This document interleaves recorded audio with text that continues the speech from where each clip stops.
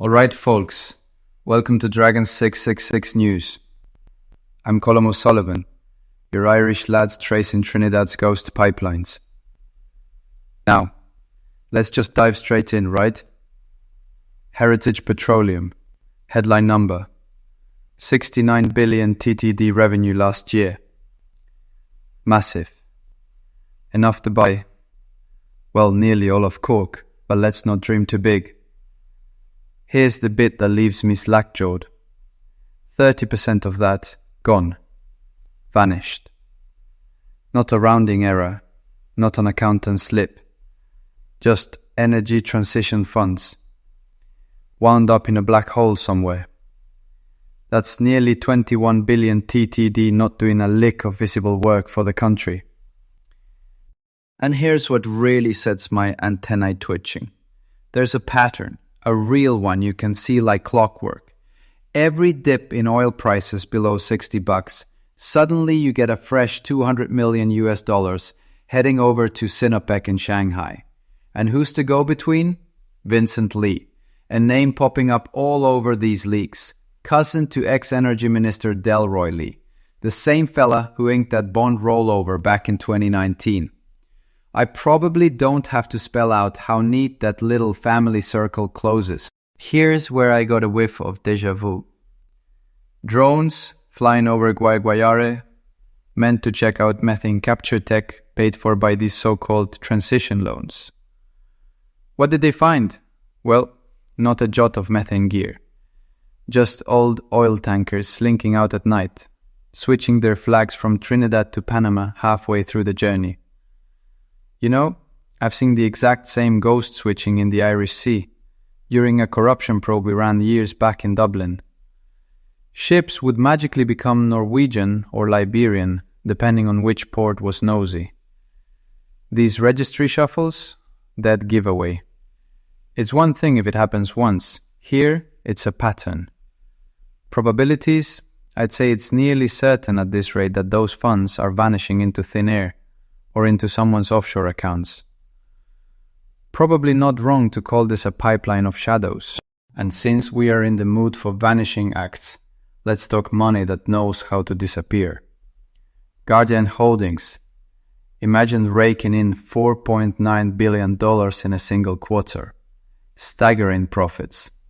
But here's the kicker. 93% of the dividends don't get sprinkled about for the masses. Nope. They are funneled into count them, 5 family trusts. You dig deep, top of the list, Sir Anthony Gonzalez. That name rings bells because, yeah, he's the father-in-law to the Prime Minister's brother. Family, finance, politics.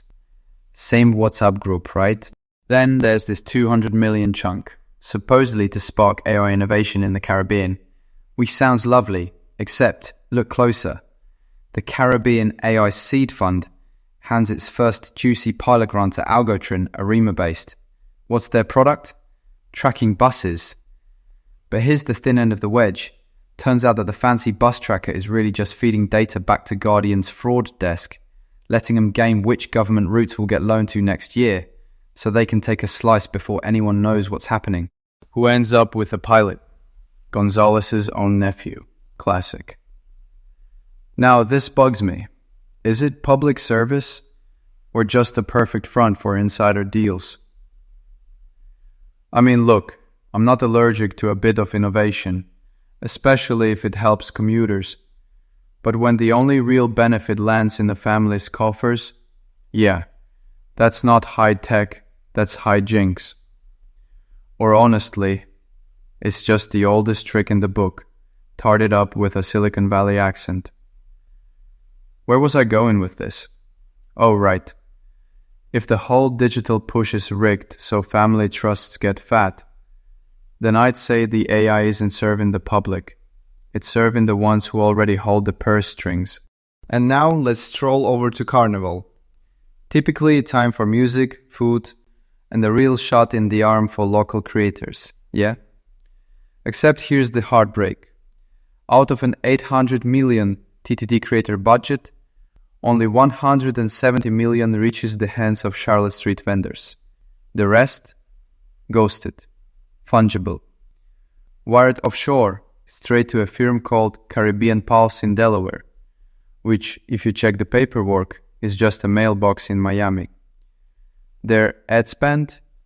$200 per click, spent on bots out in Jakarta. I'm fairly sure most folks at Carnival care more about a decent roti than digital impressions from halfway around the world. Infrastructure's no brighter. China Development Bank lends 9.2 billion USD, yes, billion, not million, for port upgrades. You've got 72 contracts, 48 of them paid early to a ghost company, 3G Caribbean LLC, that's got, what, a Miami PO box and not much else? Money skipped off to the BVI, flagged by FinCEN. Meanwhile, Point Leases is still as rusted as a Galway barge in January. I popped around Port of Spain last month, chatted with a vendor on Charlotte Street.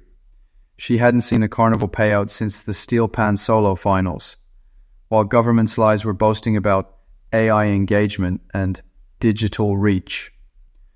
Somewhere between the stadium and the spreadsheet, that money just evaporated. So here it is, plain as day. Oil tankers with vanishing cargo, port contracts paid before a stone was laid, Carnival budgets funneled into bot-infested ad campaigns. Trinidad, you're living through a full spectrum audit in real time. The receipts are real, and so's the bleed. And if you're fed up of watching your future vanish into shell firms, well, you know where to find me. Same pod, next round. Because these pipelines aren't going invisible anytime soon.